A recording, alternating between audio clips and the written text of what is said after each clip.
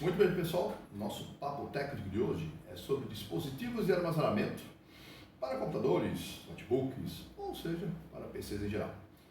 Onde nós temos duas linhas principais que nós devemos seguir, que são armazenamentos primários e secundários. Antes de mais nada, devemos dizer que não temos como viver no dia de hoje sem os dispositivos de armazenamento.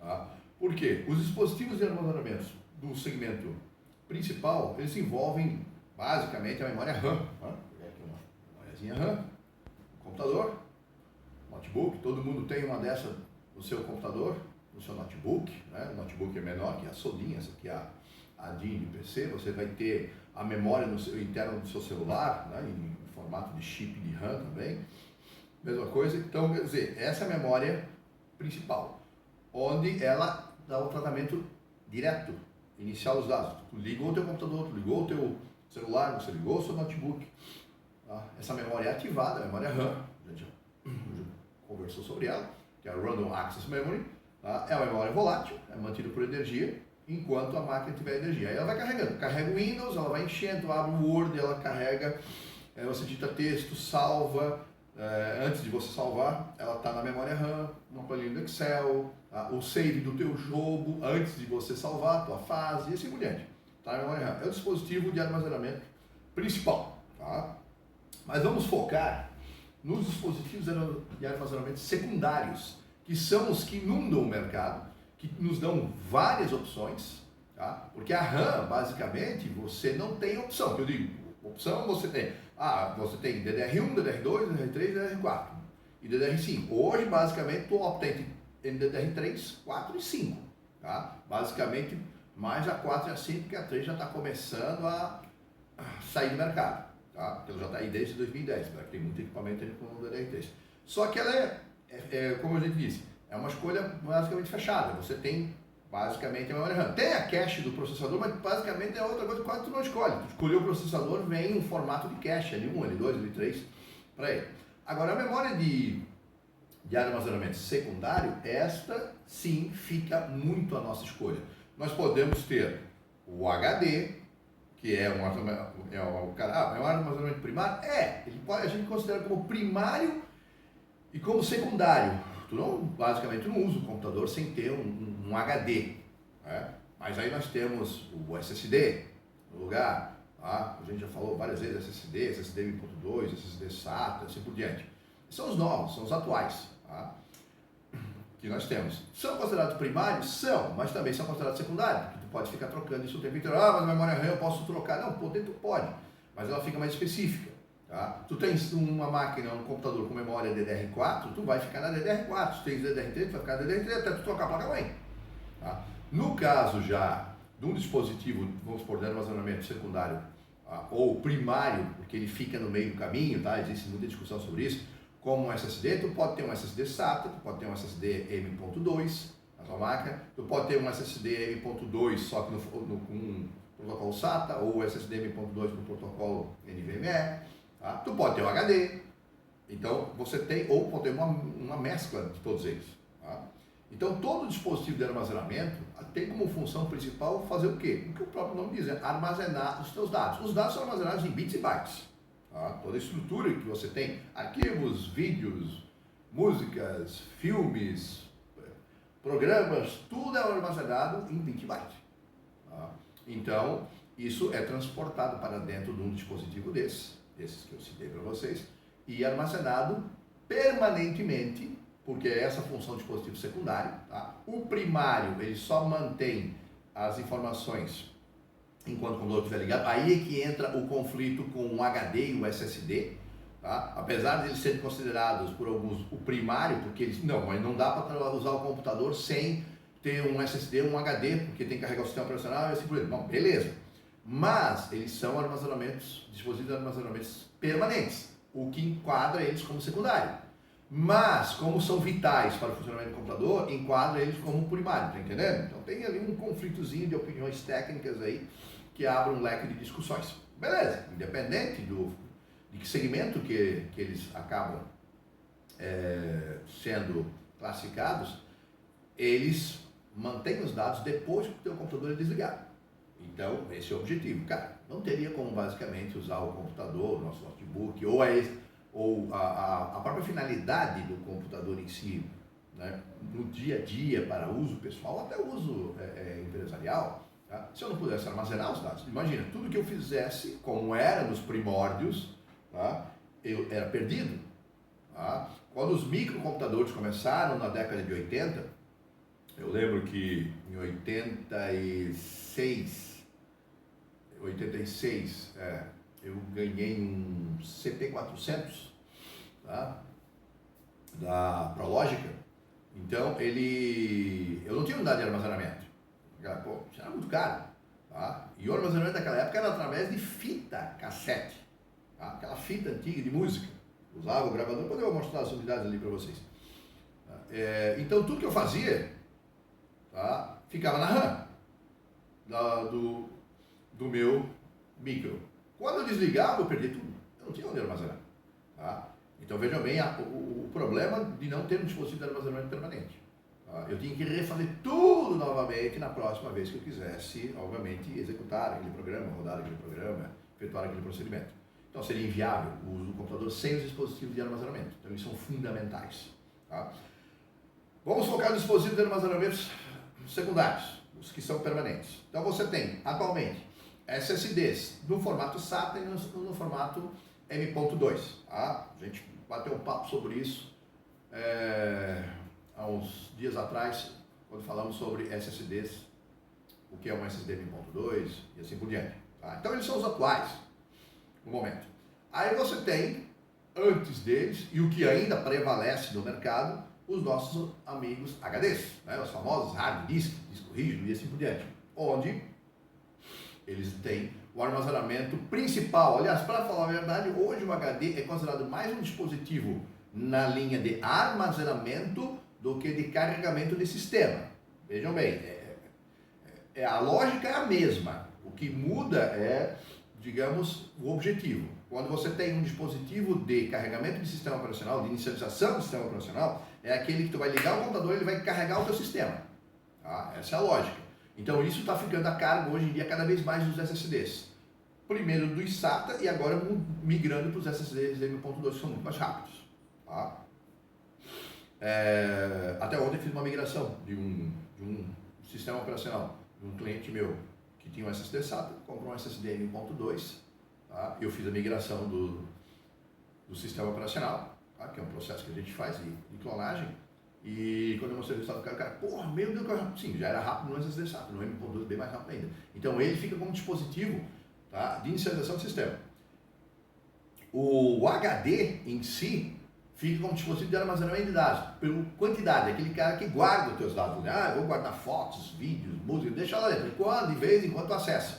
Aí tu usa o SSD com o sistema operacional carregado, de vez em quando tu vai lá no HD e pinça, né? Busca alguma informação que tu quer de lá de dentro. Tá? De qualquer forma, os dois são dispositivos de armazenamento.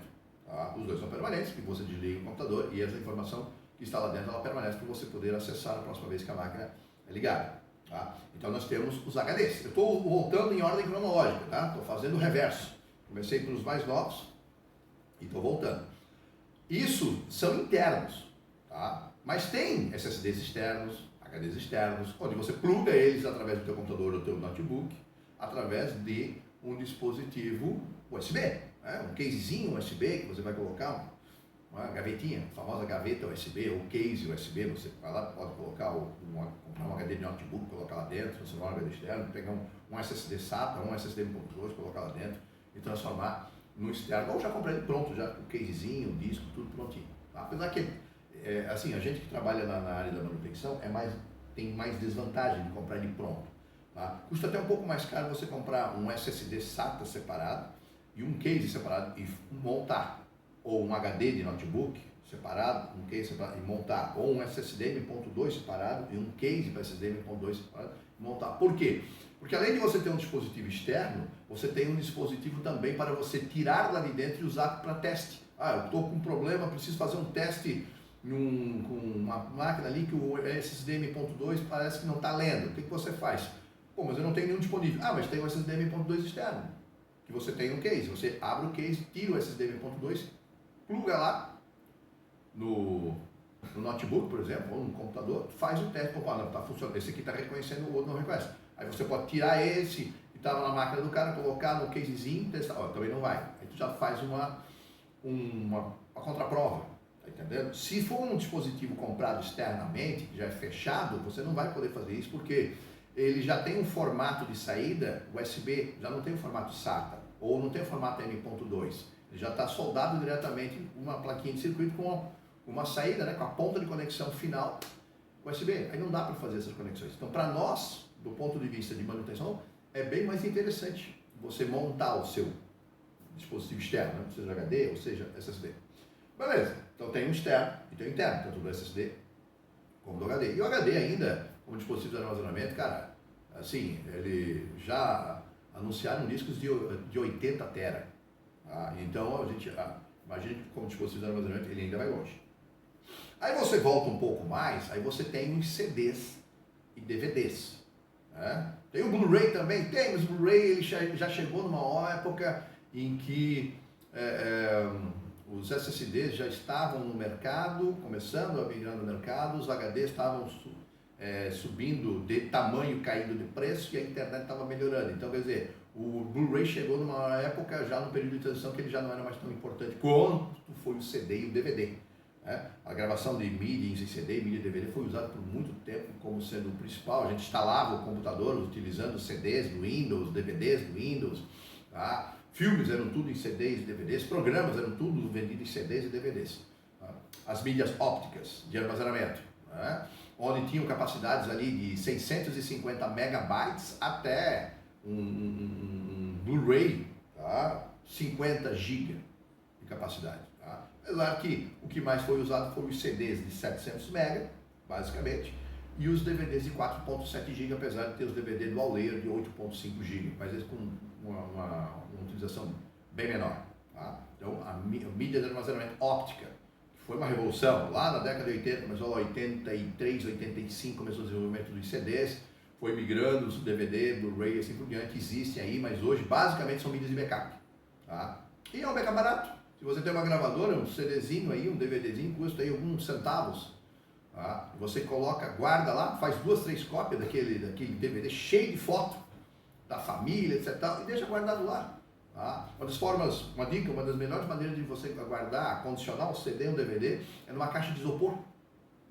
Tá? O isopor, ele vai preservar a mídia contra a umidade, para não dar fumo, tá? Vai preservar do calor e vai preservar ele de pó. Então é excelente o isopor para armazenamento de mídias. E se uma mídia for acondicionada corretamente, uma mídia de CD ou DVD, ou até Blu-ray, a tendência é ela ter uma longevidade de 25 anos de durabilidade. Tá? Basicamente o CD, a mídia, né, óptica, ela dura 10 anos, tem uma vida útil de 10 anos antes de gravar, ou seja, virgem, por incrível que pareça, tem uma duração virgem, e tem uma duração maior depois de gravada, que fica em torno de 25 anos, mais ou menos, que são essa mídia de armazenamento. Tá? Só que está caindo no desuso porque cada vez menos, hoje em dia, notebooks, computadores não vêm mais com gravadores. Tá?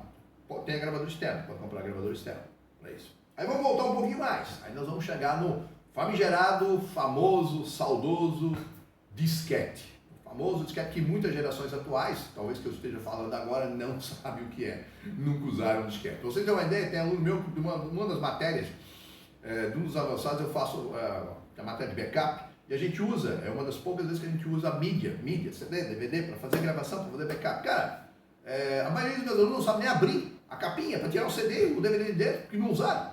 Nós estamos falando de pessoas na faixa de seus 12 aos seus 18 anos, tem uma ideia. Então o disquete, então, Deus me livre.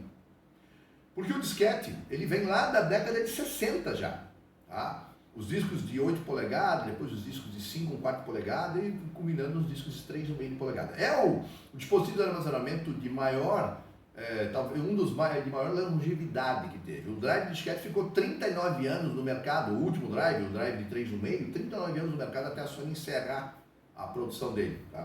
Foi de 72 a 2011, se não me falha a memória. Não quero mentir para vocês, algo nesse sentido que nós temos. Então imaginem, tá, o tempo. Tudo era em disquete, cara. Eu cheguei a ter 1.600 disquetes 5.4, jogo em disquete, sistema operacional, tu ligava o computador, não tinha nada, não tinha HD na máquina, tudo muito caro. era drive disquete. Ligava o computador, botava o disquete do MS-DOS, tá? Ele carregava o MS-DOS, liberava. Aí tu ia usar, vamos supor, o editor de texto. Tinha o Fácil, tinha o Word, o Carta Certa, e assim por diante, que era o editor. O que tu tinha? Tinha dois drive disquete. Um ficava com o sistema operacional, no drive de disquete de baixo, que era o drive, o drive A2 ponto, tá? Por isso que as letras A2 ponto, B2 ponto são reservadas até hoje dentro de sistemas operacionais como Windows, tá? Tem uma discussão sobre isso, mas não vou entrar no mérito, fica por uma próximo papo técnico. E o drive de disquete, o A ficava com o sistema operacional, o B a gente colocava o disco do Word, tá? Aí digitava, aí carregava o editor texto, ia lá, tá? Aí o que acontecia? Bom, alguns comandos do DOS ficavam permanentes na memória, TSR, tá? Não precisava carregar. Então tu tinha que fazer o quê? Bom, mas eu quero gravar o texto agora. Tu tirava o disquete do sistema operacional e colocava um disquete virgem, né? Teu disquete de dados. E aí tu gravava o texto lá dentro. Cara, era uma trabalheira do cão. Eu vivia com uma mochila atrás de mim para trabalhar todo dia, cheio de disquete. Cada programa estava em disquete. Tu tinha que carregar tudo em disquete. E os disquetes que eu estou falando, olha a capacidade dos caras. Tá? Os disquetes comuns da minha época, eu estou falando final aí dos anos 80, início dos anos 90, o normal era um disquete de 360 KB. Lembre-se que 1 mega tem 1024, tá? KB, 1 mega. O disquete tinha 360 KB. Há disquetes de 1.2 megabytes a 1.44 megabytes. Isso é insignificante nos dias de hoje. Nós não estamos falando de giga, estamos falando de mega. Tá? Era a capacidade de um disquete. Tá? Então o maior disquete que a gente usava na época era o disquete de 1.44 mega. Deixa eu pegar ele aqui, ó. Disquetezinho de 1.44 mega, esse carinha aqui. Tá? Era o maior que tinha, né? Que a gente usava. Tá? Um disquetezinho de 3,5. Tem aqui a jaquetinha dele, tu abria a jaqueta aqui, tem aqui fazer a leitura do disco. Tive um monte desse aqui, mas esse não foi o que eu mais tive, esse aqui era mais caro. O que eu mais tive, deixa eu pegar aqui, os 1.600 era desse aqui, ó. Esse é um disquete de 5/4 de polegada. Tá? Esse não tinha, tem a jaqueta, mas não tinha área de proteção aqui, então ele ficava exposto à área de leitura. Colocava ele dentro do drive, o drive pegava, o cabeçote fazia a leitura dele aqui. Tá? Esse é um disquete de 5/4 polegada, olha o tamanho do bicho. Tá? Olha o tamanho dele. Mas isso é o que eu mais usei, tá? Esse aqui até é um dos que tinha, cara, deixa eu botar aqui, ó. Itautec Cisne Plus 3.3, tá, do segundo grupamento de incêndio. Isso aqui eu tinha, era uma versão do sistema operacional da Itautec, tá? Que um primo meu trabalhava no bombeiro, ele era soldado, e eles tinham o sistema operacional Cisne lá, e a gente fez uma tradução do sistema. Então, tinha um programazinho, um editor hexadecimal, a gente traduzia tudo do inglês, que era tudo em inglês, e traduzia tudo para português. Tá? E esse vinha com um dos bichos da Itautec na época. Cara, isso aqui é 1992, velho. Pô, faz tempo pra caramba. Eu até vou dar uma etiquetinha aqui do lado, ó. Disk Control, disco número 21, tipo 360K, que eu falei, usados 300.032 bytes, tinha livre 62.464. Cara, a gente etiquetava isso no disquete pra gente ter controle. Vocês têm uma ideia, outra época. Outras épocas, tá? São discos 5/4, mas não foi o primeiro. O primeirão mesmo, deixa eu pegar aqui, cara, parece uma LP, olha o bicho, olha o tamanho do bicho. Isso aqui é um disco de 8 polegadas, tá? Aquele que eu mostrei aqui, esse aqui, 360 KB. Esses aqui, a maioria tinha 120, ó, esse aqui tem tamanho 128 bytes, tá? Tamanho desse aqui. Depois foi para 180 bytes tamanho, foi evoluindo, tá? Até chegar aos 180 KB, se não me engano. Tá? E aí ele só gravava de um lado, aí depois conseguia gravar dos dois lados, assim por diante, tá? Tinha que inverter o disquete para poder fazer a gravação. Isso é um disco de 8 polegadas. Desse. Os drives desses carinhas, deixa eu só pegar aqui, ó. Eu não tenho de 8 polegadas, eu tenho aqui o drive, ó. Aqui tem um drive de 5/4, olha o tamanho do bicho. Tá? Ó, aqui tem um disquete de 5/4 aqui dentro. Tá colocado errado, vou botar ele aqui. E aqui a portinha, colocava, girava aqui a portinha, olha o tamanho do carro, olha o tamanho do motor do cidadão aqui, ó. Esse cara aqui de 1990, 15 de setembro de 92, que deve ter do Paraguai provavelmente. Olha o tamanho do bicho. Isso é um drive de 5/4 polegada. Tá? O drive de 3,5, que foi os últimos, ó, tá aqui, ó. Eu abri a tampa dele, aqui tem o cabo flat dele, que é o cabo IDE de 34 vias, aqui o conector Berger, um conector específico de força que foi feito para o drive disquete. Aqui o cabeçote, aqui tinha o disco aqui, acho que aqui já está trancou, se não me engano, aqui ó. Ver se ele é ainda, aqui, ó. Colocava ele aqui dentro, Já trancou. Já não vai mais. Já tá tudo detonado esse bicho. Deixa eu ver se tem outro aqui. Aquele outro que eu tinha aqui. Deixa eu ver. Aqui. Deixa eu ver se ele entra aqui, para vocês terem uma ideia. Ó. Não, acho que não entra mais, rapaziada. Não, já foi o beleléu. Aqui, ó. Aqui, encaixava e esse cabeçote fazia a leitura, entendeu? Fazia essa leitura lá e pra cá. Então ele encaixava, apertava aqui, ele injetava, tu tirava o disquete fora. Tu tirava o disquete em 3,5, tá? De polegada. Cara, isso basicamente hoje em dia é peça de museu, apesar que tem alguns segmentos têxteis ainda que usam teares, que pega o fio e faz a malha, né? Que ainda usa unidade de disquete pela resistência dela dentro do ambiente insalubre, que é normalmente os locais onde se faz o fio, né? Sei lá. Dos unidades de disquete que tinham dispositivos de armazenamento antigo. Mas, para fechar a cota, eu tenho aqui, ó, isso aqui é um dos primeiros dispositivos de armazenamento que eu tinha em fita cassete. Tá? Se tu vê o filme do Robocop, todo mundo já deve ter visto o filme Robocop, ele entrando lá no setor do departamento da polícia, aí tem um monte de maquinário assim com fitas grandes, discos girando, aquilo é fitas magnéticas grandes, armazenamento. A gente utilizava as fitas através disso aqui, ó, um gravadorzinho, tá? O nosso amigo, o Datacorder, esse aqui é do micro do MSX, do original do MSX, cara, um gravador. Tá? Tu vê entrevistas de jogo de futebol da década de 70, eu lembro uma entrevista do título do Flamengo, 78, 77, o cidadão tá com um gravador desse, tá 2 ou 3 vezes o tamanho desse aqui, tá assim, ó, segurando o gravador, perguntando lá pro Zico como é que foi, não sei o que, o Zico Júnior, não lembro, assim, ó, o gravador, um trombone, era tudo em fita cassete, e a fita cassete foi utilizada para fazer gravação, não tem nenhuma fita cassete aqui, cara, eu tenho em algum lugar, mas não achei, para mostrar para vocês. Então a fita de música, aquela antiga fita de música, também foi usada para fazer gravação, tá? Eu colocava aqui, tá? Só que isso aqui, cara, não tem ideia. Esse aqui é especial. Tinha um contador aqui, um counter, etc. A maioria dos gravadores que a gente utilizava, tá? Esse aqui eu comprei depois, que é o Datacorder 1, o DR1. Tá? Você tinha o plugzinho mic ear, você tinha que tirar ele, pegar, rebobinar a fita, tocar a fita e escutava um barulho. Quando ele ficava bem agudo, parava, rebobinava para o início, um pouco antes, encaixava o plug do mic e do ear para ele fazer a leitura e gravação. Aquilo lia um jogo, eu lembro que eu e meu primo ficava para jogar, demorava 15 minutos para carregar, cara. Quando terminava de carregar, ou deveria carregar, que ia entrar o jogo, dava assim, ó.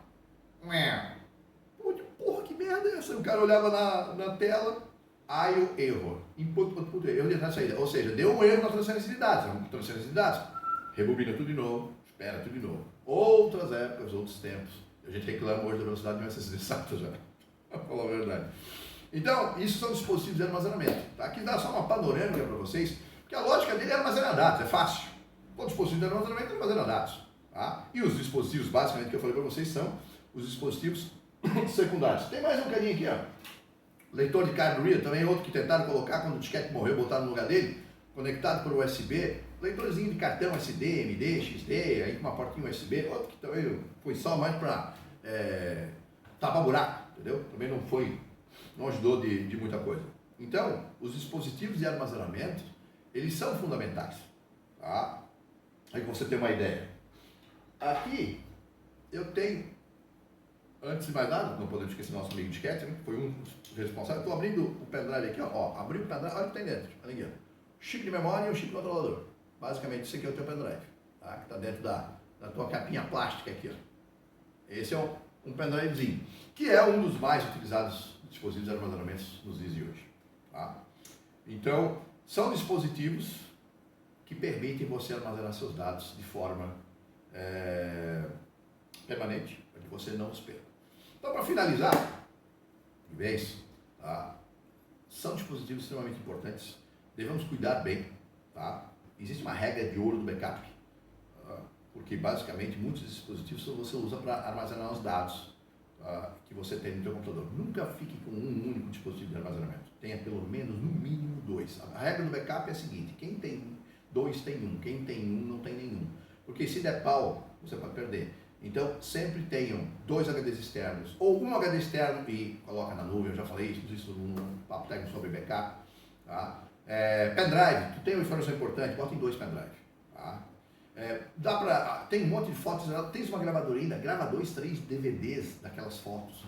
Duplique. As unidades de armazenamento elas existem para isso, para armazenar os dados de forma permanentemente. E você não deve poupar, tá? Quantidade de backup, porque ele é fundamental. E os dispositivos de armazenamento servem justamente para isso. Sem eles, a gente não conseguia trabalhar, a gente não conseguia estudar, a gente não conseguia se divertir. O mundo da informática atual não seria o mesmo sem os dispositivos de armazenamento. E eles estão evoluindo, né, a passos largos. Aqui diga aí os SSDs, SATA, M.2 e assim por diante. Então, é fundamental você tratar bem seus dispositivos de armazenamento. Tome cuidado com HDs externos, para não deixar bater, cair e assim por diante. Tá? Use a nuvem. A gente fala de dispositivo de armazenamento, eu sei, mas a nuvem é um dispositivo de armazenamento? Tá? Ele é baseado em software, tudo bem, tu vai armazenar ele online, pela internet, mas lá no final, lá na ponta final, rapaziada, tem o quê? Tem HDs, SSDs, tem dispositivos de armazenamento, não tem? Então, o mesmo que a gente usa no nosso computador, no cloud, na nuvem, vai estar lá no final. Nós não estamos tendo acesso diretamente e fisicamente a ele, nós temos acesso a esse dispositivo através da internet. Então, são fundamentais os dispositivos de armazenamento. Então, eles são elementos que fazem parte do nosso dia a dia, tá? E são muito importantes, às vezes a gente não dá a devida importância ou ignora completamente, mas depois se bate, se uma informação é perdida, se o pendrive desaparece ou some. Beleza? Foi o papo técnico de hoje. Para complementar a matéria que a gente já tinha publicado a respeito de dispositivos de armazenamento, espero que tenham gostado. Abraço a todos, até o próximo Papo de Técnico.